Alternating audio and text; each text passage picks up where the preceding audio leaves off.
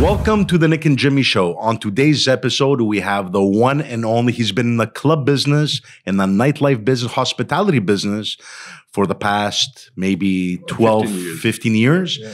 The one and only Nazim Tedjini. Yeah. Is that it? Tedjini. Tedjini. Yeah. Tedjini. Well, thank you for taking time out of your busy schedule. We know you're busy. You have hundreds of employees. Correct me if I'm wrong.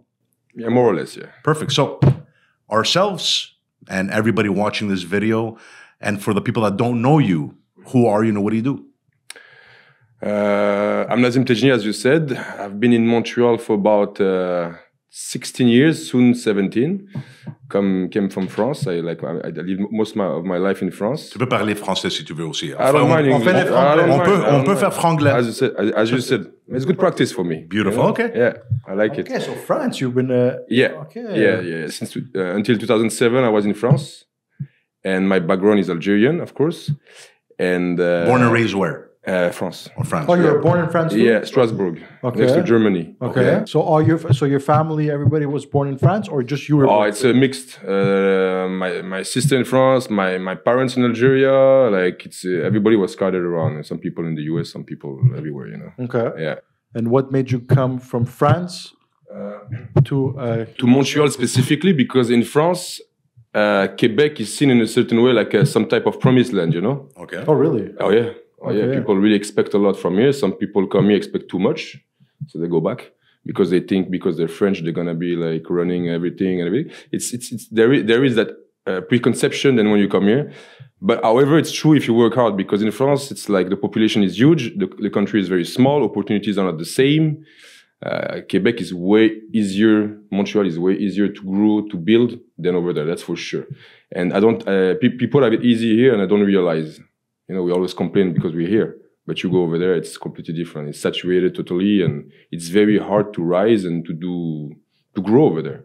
Okay, so even though there's a lot more population, yeah, but it's saturated. It's like what 1/10 of the size of Canada, you know. So imagine, so the two like here, it's open to immigration, it's open to growth, it's open to opportunities. It's easy to open a company. You do it overnight. Over there, it's easy to get an apartment. Over there, it's very complicated. Everything is complicated over there. Yeah, for sure. Okay. For sure. Profiling also is way stronger over there than here. I'm talking like racial, you know. Less settled than here, I'd say. It's more conservative there. Here's more liberal. Yeah, we can put it that way. Even though, like for a long time, it was in right side over there. It's still like that. Even when they go to the socialist president or whatever, it doesn't change anything. And the fact that over there is a complexity to grow, and a complexity, especially when you have a background in Arabic or African in general, it's harder, way harder. It's a fact. It's been proven many times, and you can send your CV over there. You change the name or the picture with the same content, and oh, it's known, the profile, the racial profile. Yeah. All right. Like the social climate over there. And when I left, it was already intense. From what I understood, it's way worse. Now it's like over there. There's always something over there. Yeah. Mm-hmm. So how old were you when you arrived here? I turned 20 here, so about 20 years old, yeah. Okay. Yeah. And that was 15 years ago? Yeah. 18 years ago? Yeah. Oh. Yeah. Around there, more or less. Yeah. We're not going to say your age. You're still 21, forever 21. Exactly, forever 21. There you go. And how did you end up in the nightlife business before you opened up your first club? And we could talk about your first club. Yeah, for sure. What were you doing? What inspired you? It was totally by accident. Okay, because I came here, like, first of all, to learn English, because my English was zero at the time. Like everybody in France, we have a problem with the language. Even if you get the best mark, you finish high school, whatever, you don't know nothing. You come, you travel, and you're like shocked. So this is the first thing I've done. And then I did all kinds of schools. So I went to all the university. I never finished anything. So I started with McGill a little bit, with zero in English. So it was my father trying to, like, he just pushed me, give me a little boost at the beginning. Go there. Well, your father was here, still in Turkey? No, my father was in France, and he was doing back and forth here. You know, he had a little bit of business going on here. You know, and for the first couple of years, he did some back and forth. For a long time before even, he had some business between Algeria and Canada. It was paper exportation. Okay. Yeah, because there was all the trees and everything, like the production of paper. He was selling paper over there. It was like his main business back in the days, you know. Now he's more or less retired. He's way older. And so he had a foot there. He knew some people, so he just threw me there, and maybe a year helped me out, and then I figured out myself. Okay. I did a little bit of university and there. I say that I did McGill, I did UQAM, and I did Concordia. Like Okay, so you've been around the block. Yeah. And all I learned from that is understand. I started going out and met some promoters, like all that universe started to. I started to connect like the dots for that. I went out, understood the concept of bringing people, being paid for bringing people. It was not really about the money at the time because I didn't care about that. I was a kid and my rent was paid. And then I understood the mechanic of that, So then everything I wanted to do at the time, even if I was going to school, that was all about bringing those people to the club and making an impact. And show, I don't know, all like that young man ego, show all the promoters, the managers that I was worthy of being able to perform, bring good people. So I was just like, that's all I did for a few years until I made myself noticed, What was the first club you were promoting? Tribe, which is where? Which is Bordel now. Bordel, 390 Saint-Jacques, exactly. Yeah, it was there. Yeah, I came as a client first, and then I worked like under a promoter. He taught me the ropes, and I went out and brought some people. And university, like whatever university I was at the time, was just a source of people to bring for me. It wasn't like a source of learning anything, It's okay, like somehow it worked. But before I came to Canada, it was never like I'd never been really interested in clubs, except I was on vacation right before coming to Canada in Corsica, and I went to a crazy nightclub, and this place like resonated like crazy. It used to be called Vianotte. I think that was David Guetta or something. It was insane, and I was like, okay, this is something that there was a fascination that started an obsession, Okay. And then the first club I went out when I got to Montreal, just randomly saw a lineup. It was Opera. Okay, yeah. So like, bam, that's all Dome. The old Dome. Yeah. I Dome because I was there when they were like few weeks, a month after they opened Opera. So for sure, my brain, I was like, what is this? Were the same owners as Tribe, these guys? No, Tribe, no. Tribe, I believe at the time was Hélène Betito. She's in Miami now. Yeah. She was in Toronto, still a friend, very cool. Cool and people. Who was the Opera guys? Opera it's is not the Dome guys. No, Opera, there was a big team, but I mean, the people that are still going on right now, we all know them. They have Palma now. It's Rafi, Shai, and then there was the other partners then, Carl Germain, Martin Paquet. But at the time, I didn't know any of them. I was a baby, So I learned. I met some promoters. But for sure, an obsession started. It was like. And that's how. So you went from being a promoter to then you open up. Your first club is La Voûte, or you had something before? No. I had something before. No. But it was a flop. Your first one, I remember. My first one. It was some type of partner, very small shares in a project called Teatro. It's Oh no, I'm thinking Théâtre du Liban in Morocco. Yeah, of course. Like we did a pop-up Marrakesh, came to that year. We tried some cool stuff at the time. So there was a lot of mistakes, but there was some very cool stuff that we've done there that I learned. Of course, I didn't I made no money with that, but I learned a lot. It was like some type of team of 7 partners, completely different people.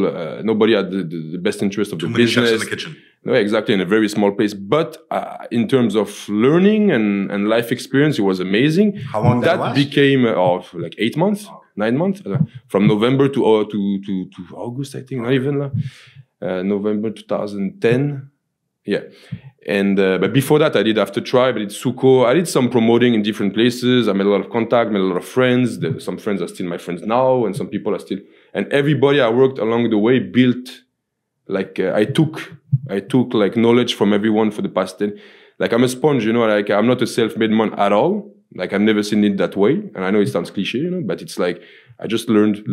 I was pretty quiet at the time, young and quiet, and I was always absorbing. Observing like, and everything. Yeah. And very calm and humble in the sense that I always kept my ego in check, and I learned from the security guys. They were like tough guys, and I tried talking like serious, and I learned from them. I learned from the whole mechanics, Yeah, and then Teatro, when it was a flop, we redid the team, and it became Boulevard 44. Okay, the first one. Right. 2011. Saint Laurent and Montreal, the first one. Saint Laurent, Montreal, in front of Macaroni Bar. And next to Commission des Liqueurs. Yeah, I remember. Yeah. Now it's Alomo Coco, I think. Yeah, exactly. Yeah. right, yeah. And in front, yeah, and we did that specific location for about 2 years, and then there was like a permit issues and stuff like that, and we moved into Hotel 10. So the old Suco where I used to promote.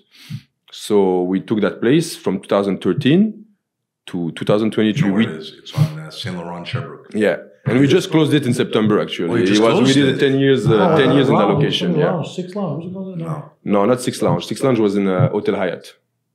Yes. Yeah, remember that? Yes. But it's also people I worked with. It's all like. But there used to be a nice terrace next to your club. Absolutely. Oh, Coco. Coco. That was the best. there Like you it was go. one of the top venues for a couple of years. Like You know, that area, that corner, that land Yeah. used to be a Greek church. It burned down. yeah, I didn't know that. Yeah, if you go inside the hotel, you see the old Yeah, church. absolutely. Yeah. Of course, I saw that. Aia Triada. I was Yeah. baptized there a few years ago. You're 21, no? There you About go. that. eh? Forever. Yeah. With her. Yeah. Okay, and so then after that, so you went. How did you come to Lavut? How did? Oh, that's. So were you? Are you like? Do you know the with Bordel? Is there a competition with Bordel, Lavut, all that stuff, or not really? Some people seem to believe yes, but I don't see it that way at all for me. Okay. Like at the end, it's a different vibe, it's a different product, and we just the only competition is your last party. I've always said that. I've been told that we compete against each like ourselves. It's our performance, and in that business, it's ruthless. It's you as good as your last party. One bad night, and for me, it's anxiety to the roof. You want to make sure how do we do better? How do we keep relevant? How do we, and you have to bring ideas, and you have to bring like motivation to the staff because like it's like this, But the ideas, you guys are very creative, man. From Halloween to But let's start by the first idea. So La Voûte, I was at Boulevard 44. After a few years, I was getting like some type of board. You need growth, you need other stuff. My partner at the time, we discussed about that. Then through family, I met Anne Coulombe, which is the daughter of the owner of the building. And she was looking places for us because she has contacts like with the building, of course. But also she's a broker, so she knows everything in the whole Montreal. She has a lot of access. So we visited many places. And then when we visited that space, it was very small. It was just the vault door that was fascinating. It was very small. And a lot of other groups visited it, and nobody was interested in that. But all the major groups. What happened is that my partner at the time, so credit goes to him, he hired Michel Prété, who was the designer of Opera. So like, if you want to do something like we want to do something big, we want to do something special, let's get the guy who did something special and big before, like we want the nightclub, And he's the one who looked at the blueprint and started go. And he's like, if you break that wall, you're getting that capacity. You're gonna get the biggest club in the city. Blah, like a huge, like is a very special, very smart, very holistic. It's another dimension. The creative, but another level. This person, and it's funny because also he's the one who designed Teatro back in the day. So it's full circle. It's not necessarily me who contacted him, but I worked with him in the past. And over there, when he built, when there was that blueprint, all thing, what was amazing is that when we presented that to the owner of the building, instead of being like, no way, or like telling us, who are you guys? You just have like two little bars. Like, he was like, okay, how do I get rid of the other renter? Like everybody was renting all the storage spaces downstairs. So he was in. And then like... The rest is history. Exactly. And why the name La Voûte? It was already called La Voûte before we got there. It was a vault. La Voûte means the vault in French. Okay. And French Québécois, because in France, La Voûte is more like a voûte. It's like an arc. But it used to be a bank in there? It used to be the vault of the bank upstairs. The Crew is the bank. Correct, yes. So the Cafe Crew is the bank. Used to be RBC. Yeah, they film a lot of movies there. Yeah, even at La Voûte, like you see sometime on Netflix, you'll see some place, you recognize some spots, And we saw, so was the deal with the owner, like it was an unspoken funny deal, but we keep the name, So when you go to the elevator, it's called La Voûte, but it was already called La Voûte. So Shit. Are you a few partners, or are you the sole owner of La Voûte? No, a few partners. No, we were 3 or 4 back, like three then, yeah, exactly. And now, still? And now we 2. Yeah, there was a lot of changes. I don't want to go there, but in every project we got, it's always like that. Yeah, there was always a lot of changes. So what happened talking about COVID? Like obviously many places, restaurants, sit-down restaurants, clubs, so took a big to lead to that. So, but La Voûte, yes, we opened. Nobody wanted us to open. A lot of I'm going to tell all the interesting part about La Voûte, because La Voûte by itself is more interesting than me as a person, because La Voûte is the extension of La Voûte is resilience as a venue, because we wanted to get the permit. Okay, then because of the square footage, even the police thought we were going to ask a huge capacity. A lot of other groups been feeding information. So nobody wanted that club. No competitor, no the police, nobody wanted it. You know, I got a lot of pressure, like justified pressure, because I'm the guy who ran Boulevard 44, and there was a lot of action over there.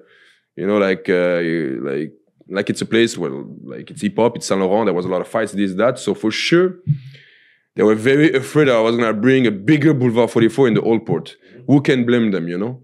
So everything I've done is to make sure I don't repeat the same mistakes, but still keep the good, because Boulevard 44 was a success. The staff was amazing. The energy was very good. But how do you make it so it's not I don't lose control in terms of public security and all this stuff, you know? Because this is like this was a big stress for all the groups of police. I had to give visits to the place, to give tours to, like, all the I don't know how to say it in English. I want to say that, to les corps policiers. By myself, 30 cops, 20, 40 cops, looking around, trying to understand what we're going to do. So it was a very... This is before opening up? Yeah. Like, even at the end of the Le Chantier, I had to show, like, it was very... Because, like, yeah, there was a lot of pushback. So I had to prove that I was going to do a good job, that was going to be a good place. I had to sign conditions. Like, I got the liquor license the day of the inauguration with the media. Okay. So all the media were invited, all the production was made. We had no liquor license. So it was like, okay, if we don't get it, we're still going to do the inauguration, but with mocktails. We were there, you know. Mocktails. Imagine. I'm like, we're going to be the joke of town, you know. We managed to get the liquor license in the morning. We got few U-Hauls, and we just got fucking booze. Crazy rush. Like, the level of stress and like, wow. But at the same time, it's amazing memories, and everybody gathered together, all the staff, all the friends. Like, it was amazing. It was amazing. So that's the fun part. We opened. It was a success. It went well. The few, like, and just the rest is history, you know. Until COVID, because then we costed. It was good. Then COVID hit, and then it's another story that starts. Yeah. So go ahead. What's the story during COVID? During COVID, so COVID hits. Okay, cool. And it hits March. So the cash flow is at the lowest, of course, because January, February, March is always the harder month. So already, okay, how are we gonna do that? Now it's like, okay, we have to speak with all the accounting firm to understand what do we do, create documents to help the staff. You think about the staff, you think about, okay, assurance emploi. None of those people ever been to chômage. Like, how do we do that? You know, so it was like, okay, so we created all the sheets, like, make sure that everybody felt like we didn't give up on them. And you know what? When you focus on helping everybody, it helps you too. You stay sane, you know, it keeps you sane, you know, and we're in this together, you know, like, for a few months, first lockdown, cool. We opened with very hard restriction. Nobody could dance. Nobody can dance. But even before that, it's like, at the beginning, we open, nobody can dance. Okay, we put bar stools everywhere. Cool. We cannot close till 3. One weekend, government say, we have to close at midnight. We have a nightclub, close at midnight. Bar stools. We just closed. I'm like, okay, first, and we didn't really know about COVID. So first night, boom, we get phone calls about people getting sick already. There is already people, they have COVID, so we make an announcement. We close for the summer. We do a little pop-up / collaboration with New City Gas on the patio. It was very cool. They really welcomed us. We brought a client there. It keeps us active, also very good for the sanity. And then we started to think. So I look online. I see all the stories in Europe. Okay, what's working right now is like restaurant festif. Okay, it's like people sit down, they drink, they buy bottles, but they eat. It doesn't go crazy. So let's get a kitchen. Some people, like, we were talking, some friends, everybody gathered together, friends helped me out. You guys had absolutely no food before COVID? No, just caterer, you know, we were catering companies and stuff like that, you know. Okay. And I'm going to give you a fun shout out, because where do we put the kitchen? The last memories, and it's one of the night we met, I think. The last memories I had, there was, like, very fresh, February 2020, I was Ask Max at La Voûte. That's right. And he put the brothers Vietnam at that bar. You know, as with sushis, you know, a very basic setup, but still. So I was like, how about we really take that bar and make a kitchen out of it? So you know what, like, sometimes just ideas come from everybody else, you know, like, just what you see, and then you pull things together and it works. So we start with innovation, we make a setup, we create a menu. Of course, the first menu and, like, the way we served it was very basic, wasn't amazing. But we launch, everybody's there, it's good, it's successful, it's pretty cool. Bam. 2 weeks, second wave. Oh, I was like, wow, cool. And but at least we had something new. So I was super excited because I'm like, we got to the finish line. We put food. So when we're gonna reopen, whenever it is, you know, I'm obsessive. I'm very statistics. So I look online. I look where it's closing, where it's opening. So I knew it was gonna be for a long time. This one, you just have to look what other countries do. We've been always, you see, like winter is coming. Okay, we want to open. But we had that idea. We had that concept. It worked. People liked it. We have to do better. We have to make it way more like organized and everything. But then I was like, okay, so when we're gonna reopen, we're gonna do it really right, and we just never change that idea, you know. So we opened the summer after, and yes, with the restrictions, sitting down, this, that, yeah, that's sports. Some nights we managed to keep the people seated. Some nights we didn't manage to keep the people seated. We got tickets. We got like everybody else, you know. But mathematically it worked. We survived, so I'm very happy about that. And we created a new. Like a new complete identity to the club, because it became some type of a festive supper club we matched the shows and the food, and the shows at La Voûte are different than the shows at other places, because we have Félix Fournier, our artistic director, so he really go edgy, does different stuff. So the dynamic of the treating nightclub shows really shows by department completely different. So he does his own thing, he goes crazy, he brings new stuff. And the food that's done in a way very sharing, is we have all round tables. We brought something a little different. Yeah, it really, really was successful. And to this day, it's very successful. The club makes more money now and has actually a better vibe and a better product than it was before COVID. Oh. So for me, like the setback really, again, a cliche, that the setback really gave us a big comeback, you know. Yeah, it's like the club is... Yeah. Congrats. You should be proud of yourself. Thank you. And there's an old saying. Yeah. To hit that pinnacle moment, to hit that basically success, yeah, you have to go through hell. Yeah, for sure. There's two types of people. They stay in hell or they just go through it. Yeah. So, and how do you get out of hell? Is you got to be creative, personal development, having the right mindset, and that's what you have. Congrats, man. Thank you so much. And but it's a cycle, because hell is gonna come back, and then you have, like it's just life. Like is gonna come back in any shape and form, and you always have to figure it out. You know, it's just yeah. And what's your plans for the future? More other clubs, other businesses, or is La Voûte the only thing you have going on right now? Right now, we did two. Like it's funny because last year the mindset was, let's slow down, let's focus on what we have. You know, we spoke with my partner. There was that idea, but I think in that business, like we need, like as an entrepreneur in general, you know, like we all a little bit crazy, right? Of course. And we need challenges, and we get bored very easily. Crazy is a new normal. Yeah. And actually, yeah, like we need, so sometime, 1 week I'm going to say, time to slow down. And the week after, I want to conquer the world, you know, it's just like this. It's like this, but it's okay. Yeah, for sure. But I assume it completely and I appreciate it. And this is who I am, you know. That's entrepreneurship. And then two projects happened. The first one was, last year, we did a little bit of a pop-up, like collaboration at Terrace Carla. We did the Sundays there. We helped them out. We did a party. I just wanted to bring, because during COVID, that's a terrace, yes. Yeah, during COVID, we did a little pop-up in a terrace in the Old Port called La Sena. We called it Croisette with other promoters. We did something, and it was very cool. It was successful. It was fun. It was not for 2 months, you know, but he gave me a kick, you know. He gave us, like, the whole team, the manager, everybody around us, you know. So I'm like, we need to find the location. We did it again, and it was pretty good. And then the year after, we were like, okay, this summer let's not do a patio, let's chill, let's this, let's that, you know, like, always the same thing. At some point, the owner of that patio called Dan Pham used to be my partner at the first Boulevard 44 at the beginning. We and life met our way, like we split in life, whatever, a little bit of conflict, business. But you know what? At some point, we just reunited, and we ended up like doing that little pop-up with him, and then we helped him out to relaunch the patio, no charge or nothing. I was like, we're gonna help you out. It's fun. I just need a kick. It was super successful. Couple of drinks with him at the bar. How about becoming partner with you? Okay, I'm gonna speak with my team. Okay, cool. And boom, partnership, new project. We come on board with them. So Terrace Carla. Yeah, Carla. So our group has a bit of like it's in partnership, in ownership with Terrace Carla.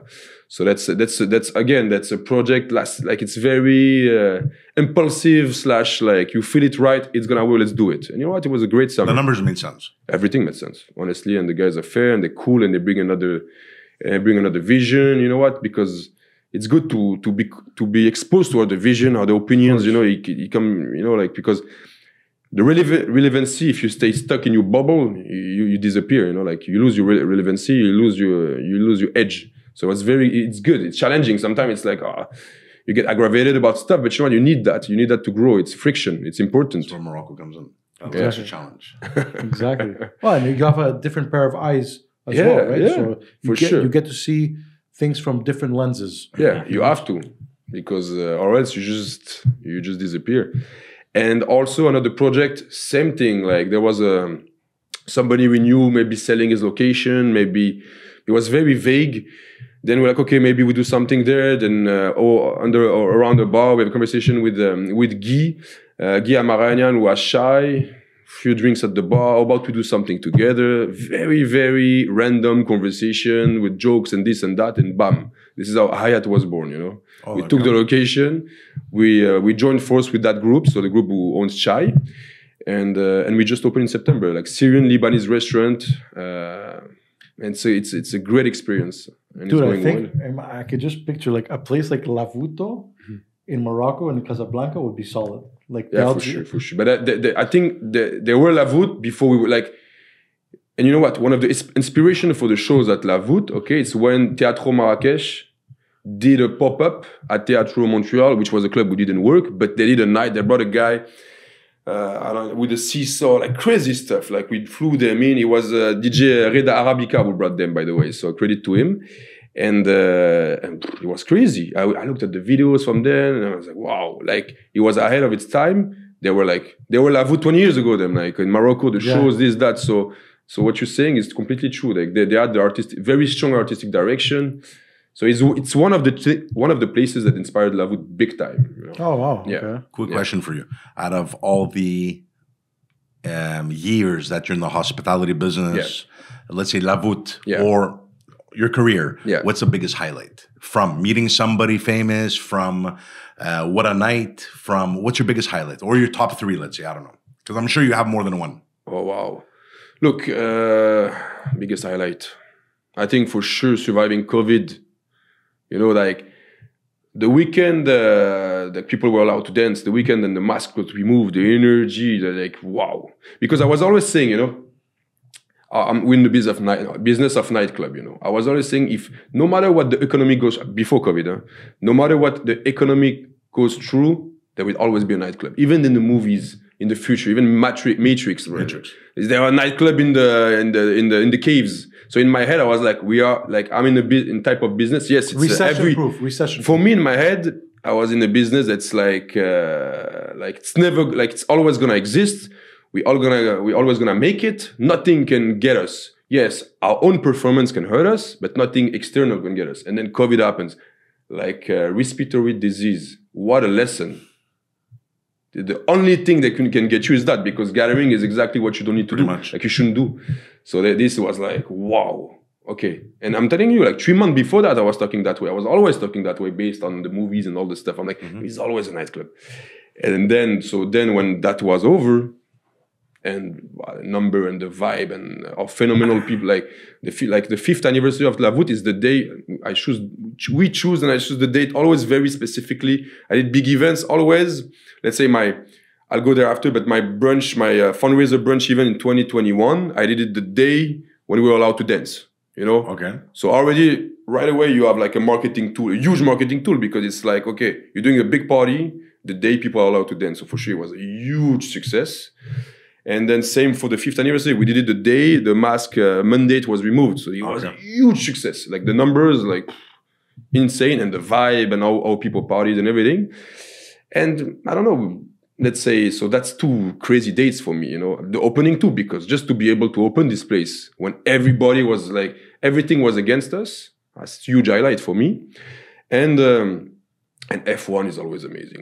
Like this year, the Saturday was the biggest night we've ever had in terms of sales, in terms of vibe, in terms of everything, you know, like everything perfectly matched that day, you know. That was a big highlight, you know, like 3 a.m. like you have a smile like for a few weeks, you know, like that's a kick, you know. It's a kick because sometimes, you know, you go through the winter, you go through the COVID, you know, you're like, you know, you have doubts, like, am I doing things right?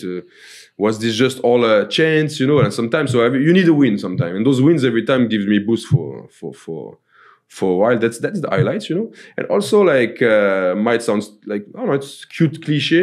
Every time I do the birthday brunch where I do the fundraiser for the Jewish General Hospital, I bring my kids, and I have a blast, and they understand what we do, and we have a good time, and that's also it gives me a lot of kick. And also, highlight for me in the past few years was my birthday 2022. We were on vacation in Miami. And we were having a good time and everything. And we spoke with one of the directors, global director from Bagatelle Group. And I was like, I want to, a few months before my birthday, I want to do an event there. And we did the birthday in Miami, and we were about like almost 100 people.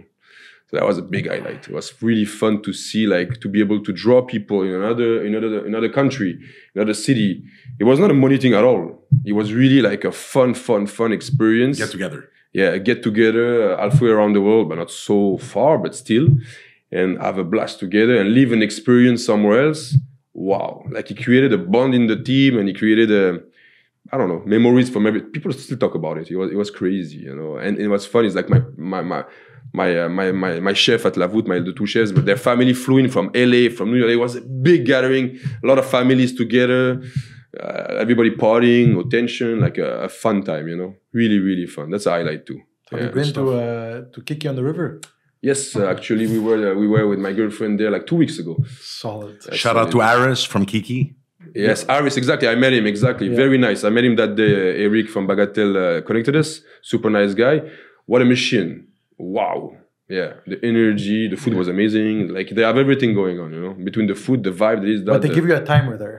Like, when you go sit down at the restaurant, it's basically the waiter comes, like, okay, listen, you have like an hour left. Yeah. You have half an hour left.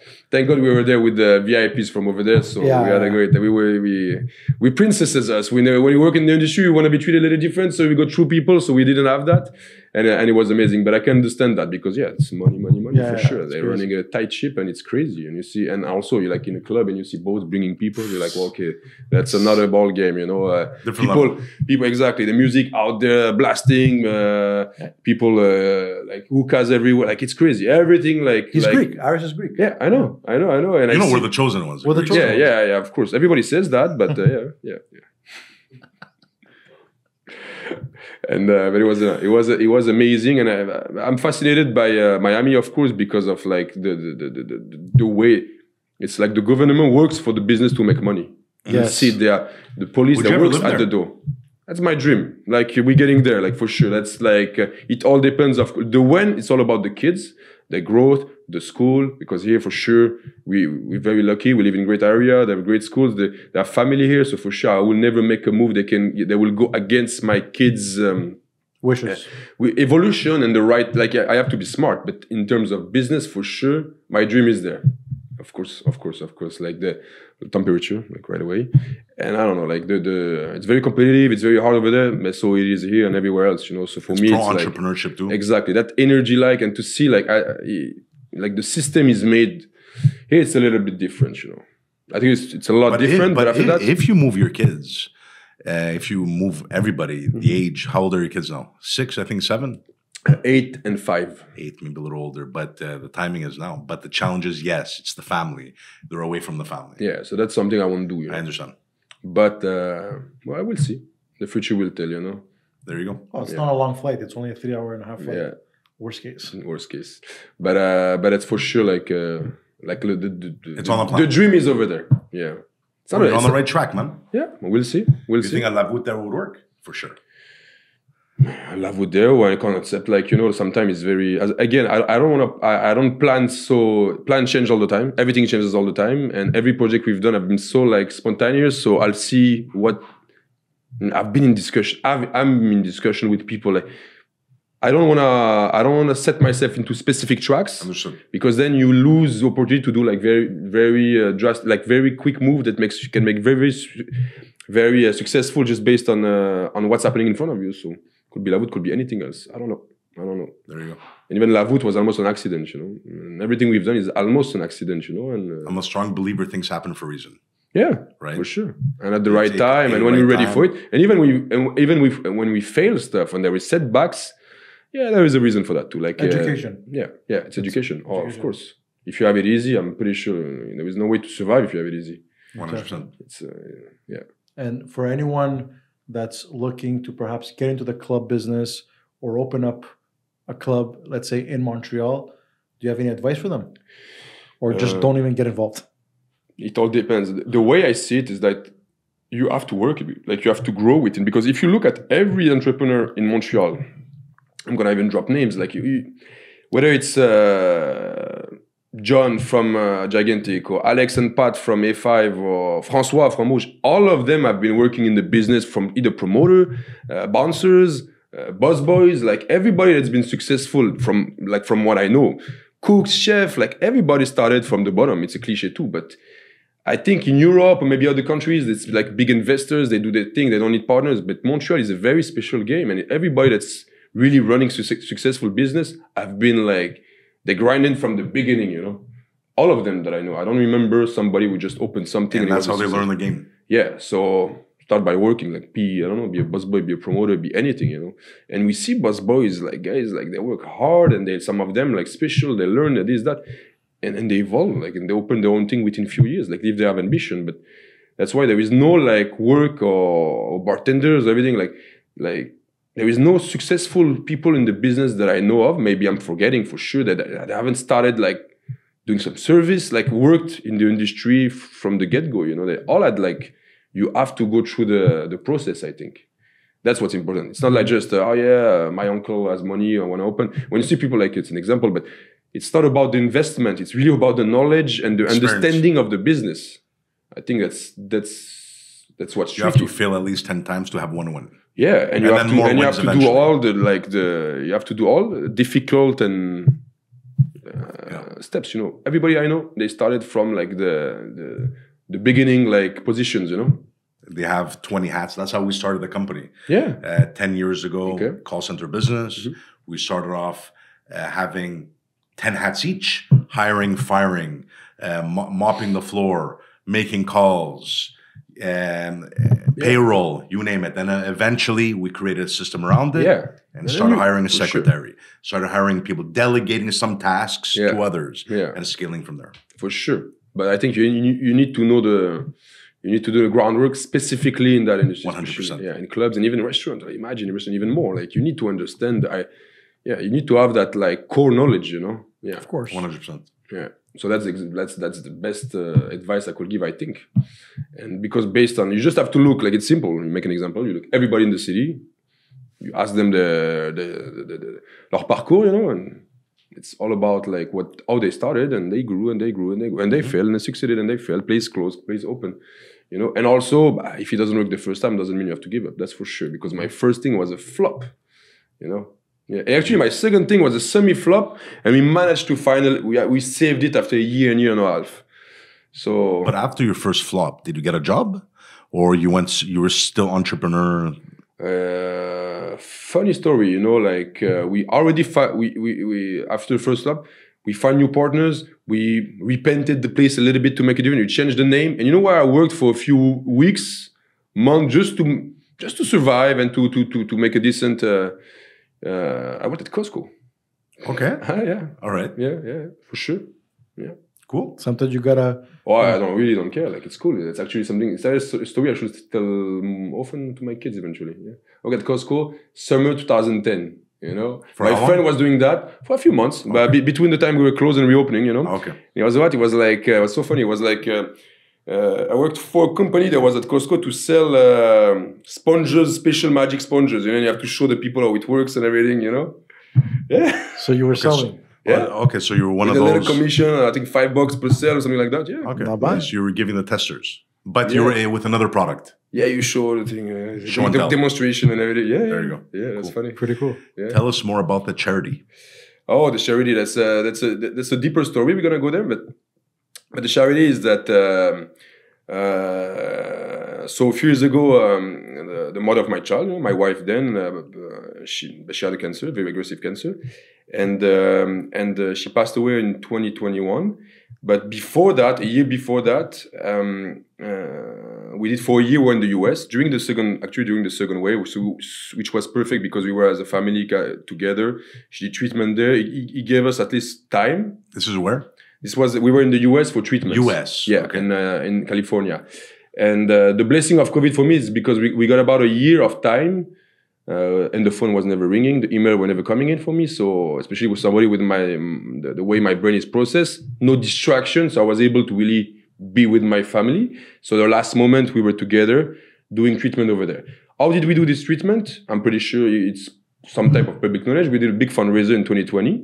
Who took us there, and of course we spend the money over there. Like you understand how it is, the life over there in the US, and the system if you're not insured and everything. It's another level. It's crazy, you know. Like it's a big lesson also to realize how lucky we are here, because here it's a public health system. Over there it's private, and we were trying medicines that our doctor here and the research we did with my wife then. Clinical trial, you know. She was not eligible at all, so we had to go through and go there and pay for it, you know. But he helped. I'm sure he helped. Like we know he helped. Like we stretched the stay the longer possible because of that. Mm-hmm. And the doctor actually who did that, who helped us with that, is Dr. Ferrario from the Jewish General Hospital. And also what he did for us before we left, it's at some point she did a genomic test. It was about $7,000. We were supposed to pay for it. We never paid for it. I never knew, until 2021, I never really knew why. So I went to see him and I'm like, why didn't we pay for it? He's like, we use the fund that we have from the donator at the hospital. So I'm like, okay, cool. I'm going to do an event at my birthday, because I'm like, if I celebrate my birthday the year my wife passed away, it has some type of a meaning. I cannot just because I just do a party. It will feel wrong. So I need to do something. I need to give back because I got helped a lot. And we did that brunch at La Voûte, and that brunch fell the day of, as I said, the dancing was allowed, and we pushed it like crazy. We did major sales. People gave good donations. We raised a lot of money. I don't have the number in front of me. And what I did is that the club made a donation, and I matched the donation myself, because I still had a leftover from the donation, the initial donation I got. So I'm like, you know what, let's give back. And also like people were giving, and even staff gave. Like we did a big donation, and he was super happy. The doctor, I went to see him. We had a big conversation. We spoke about the past. We spoke about the kids. Like it was a very strong, powerful moment for me. It was 2021, so I did it every year now. Last year was good too, and this year was a great one. The kids were there. We did also, we raised a fair amount. So right now we're about, like, in 3 years, we gave about between $50,000 and $55,000 to the Jewish General Hospital. And I always bring my kids to give the donation. Because of the donation, they put like how you call it, an hommage, une plaque commémorative at the hospital for Natasha, my wife then. And so for me, it's purposeful, you know. I think it's important for me, for my own sanity and my person, and for my kids, and also I think it's good to do something special, different, and I have a specific cause I want to give to, because I benefited from help, you know. So for sure I want to give back. Like, I think that's a lesson in life. You benefit from it, you give back, you get back. It's a cycle, you know. It's a good karma, and it's also, I think it's how it's supposed to be. And you know what, you give if you can, of course. And I think I want to make it bigger. I want to make it grow, but it's been good so far. You give without expecting something in return. No, for sure, and I think it's a great. I think it would be the best lesson I can give my kids. You know, instead of living in like regret, sadness, and focusing on what you lost, try to give back. You're a good guy, man. I try. Yeah, I try. Yeah, it's not easy, but it's for sure, man. It's a process, and when you got kids, like you gotta rise, you gotta live, you gotta be present, you gotta be strong. It's like you have to be strong for them as well. Yeah, You know? and they need to have an Are you example. still close with the in-laws or Yeah, the other absolutely. Yeah, for sure. Yeah, some of the in-laws were there at the event. My kids are with the in-laws right now in Portugal, actually. Side? Okay, wow. So Okay. it's yeah, for sure. Good Yeah. stuff. Very good. Must have been very dark moments, but I guess you got through them, and Oh yeah, for sure. know, For sure. It was in the middle of the pandemic, but you know what? I think I'm one of the person on earth that benefited more from the pandemic and my family in general, because we could be together and focus on one thing, instead of being all over the place and trying to survive. No distraction. Yeah. So for me, COVID helped my business and helped my family. So for me, it's like. But your wife got diagnosed during COVID or before? She got diagnosed before. Look, she got diagnosed first in December 2018. 2018. She did a full batch of treatment, like very aggressive treatment. We tried everything, even in Montreal. We went hard, It was stage 4 right away? No, stage 3 first. 3. Yeah, stage 3 first, and then and then it came back in April 2020. So in the middle of COVID. Yeah. So that was. Said it before. I'll say it again. My condolences. Yeah, thank you so much. And that specific period, it was very hard. But then there was the fundraiser. But you know what? Because of COVID and the fact that everybody was home and everybody was, we got a huge response for the fundraiser. We got a huge lots of support and like nice action from restaurant again, from the industry again. Like people sending us food. People from I'm getting Parma Cafe send us food. Damas send us like many. Like jellyfish, like everybody, like I like to send them because you know what, they did good things. Everybody was so good to us. You had the support. Yeah, big time. Huge support system. Yeah. Good man. Good stuff. Where do you see yourself in the next 5-10 years? Being a father, trying to be the best I can. Being a good boyfriend with my new girlfriend, of course. Like being a good person overall, taking care of the stuff. And you know what? Like the lesson is just to try to enjoy the moment, to slow down, because time flies. Actually, being a father. Yeah. Because I'm a father of 3 boys too. And if I put my feet in your shoes, your hours of operation, what time you go, well, obviously you delegate, you have a staff, you have management, this and that. But you come home 5 a.m, the kids are up 6, 7 a.m. Yeah, look. How do you weigh that out? That lifestyle. The week, it's fine because I don't like the week. I would during the days. Okay. The weekend, it's like I don't push I don't push the 5 a.m. But I try to leave at 1, 2 a.m. and we figure it out. Okay, we have help. I have my girlfriend. I have the in-laws that you said. We figure it out. Time we figure it out. Yeah, for sure. It's tiring, of course, but we figure it out. And you know what? I love the lifestyle. It makes sense. And during the week I have time. And if one day I wanna take them wherever and do whatever I want, I can. That's the beauty of what we do. Yeah, we're tired. The hours are crazy. The older we get, the harder it gets. But if I wanna take off, if I wanna do this, if they have a pet day on a Wednesday or Thursday, whatever, let's do whatever we want. Yeah, we wing it. We go movies, this, that. It's cool. I don't have. It's very cool. It is cool. Yeah. Actually, question for you. Since obviously you're in the club business, nightlife, this and that. When it comes to alcohol, are you a big drinker or not really? Has no effect? Really. No. Okay. More moments. Yeah. More before, way more before. So you grew out of that. Yeah. So now there's no times that you get drunk or any of that stuff, right? I don't think you'll ever see me drunk. Do you have any mentors? Anybody that you look up to? It's a great question. Bro, it's me. I'm a stereotype. It's going to sound super cheesy, but since I'm about 16, 17 years old, really my father figure, my obsession, my drive, it's Rocky Balboa. To this day. Oh, wow. Yeah. When I came and back you have a 36-year-old man with 2 kids. I'm telling you, that character and everything that he represented made me finish high school, which I dropped twice. I was no good. I wanted to go to the army when I was a teenager. Like I wanted to go to the army, French army, whatever, thinking I was completely lost, And that, I don't know, something about that story, something about the underdog, something about like the American dream, everything I've done that brought me to Canada and gave me, and to this day. And what I love is that he came out with more movies. He came out with more, and there is a lot of similarities. If you see some of the movies about, there is crazy twist, especially in Rocky 6.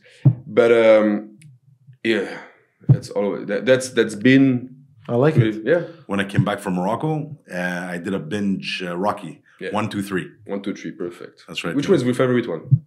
2. 2? 2. Out of the Actually, 3, don't 2. remember any of them, honestly. Yeah, me see Yeah. 6. Rocky 6. Balboa. Yeah. Okay. The Comeback. All right. 2006. All right. Just before I came here. It was the movie, The Comeback. Wow. I'll take a look at that. Yeah, yeah. The first one, the third one was with Hulk Hogan. Yeah, it was an action movie. It was all about body, muscles, like it was action. The first one was amazing, second one was a follow-up, and the sixth one is like the close, like 6 and 1 for me, top. And of course Creed was amazing too, the first one. Yeah. Yeah. I don't know if you like quotes, but what's your favorite quote out there? I thought maybe there is one, something was super cute, a little bit candid, but I love it. It's a Kenny Reeves that said, when I don't know, I remember which TV presenter asked him, what did he ask him? Do you know what happened after we die? And what did he answer? He answered, all I know, you know what I'm talking about. Yes. It's powerful, simple, very candid, but very powerful. All I know is the people that love you, love me, are gonna miss us. Correct. That's the fact. What's happened after you die. That's the only thing that you can for sure. I don't know the way it was said, and it was so simple that it was brilliant. So I think that's the haha moment for me. I was like, fuck. For anybody watching this video that wants to be an entrepreneur in business, nightclub owner, whatever the case is, travailleur autonome, we could call it in French. What advice or a couple of tips you just share with them? I'd say maybe the 3 main advice. The first one: don't count your hours. Don't expect an outcome like a quick outcome. Like if you expect a quick outcome, forget it. Like you have to be able to move toward the unknown totally. You know, be in the unknown. Be in the unknown. Don't expect anything, and don't overwatch like inspirational guys online, like all these easy money, big car thing. This is not the goal at all. You know, that's an outcome maybe that you're gonna get eventually, but that's not the goal. You know, it's the kick. You do it for the kick. You do it for the purpose. You build purpose. You want purpose. And sometimes uncertainty, it also makes it fun. Yeah, of course. Because if you know exactly what's going to happen at all times, you have a boring life. And it won't happen. Exactly. And it won't happen the way you expect it. Exactly. So if you have expectation, you're in the wrong line of... you have to jump in the unknown, and you have to... and the time, you give your time, you don't counting, you don't expect a certain amount of money, you don't expect... You have to expect nothing when you go to... when I started, I expected nothing. I never did anything for money. Always a side effect. I never did anything for money. The second you're trying to get those sales in, we need to make money that night, you start thinking revenue obsessively, you make all the wrong decision. Yeah, and I'm not saying because I was rich or because I have everything I need. Not at all. It's just because that's the wrong way to think. It's the wrong intention. Yeah, if the intention that you put in the unknown is wrong, the outcome will be wrong. If the intention is growth, if the intention is to do something better, again, maybe a cliche, but in our line of business, we're in the business of moment. We just give moments. It's what we sell. Experiences, moment. Those moments, that's what we sell. Whether it's with food, whether it's with the party, whether it's with like connection, you're gonna meet your wife, your girlfriend, whatever, your boyfriend. It's moments. We just sell moments. So sometimes don't get it twisted that you're doing something, like don't think about too much about the mechanic of it. The mechanic will come, like the structure. It's really the moments. It's the target. So those special moments. So the lights bring you moment, the music, this, that. How do you get, like you have to create bring an experience to put some soul into your business.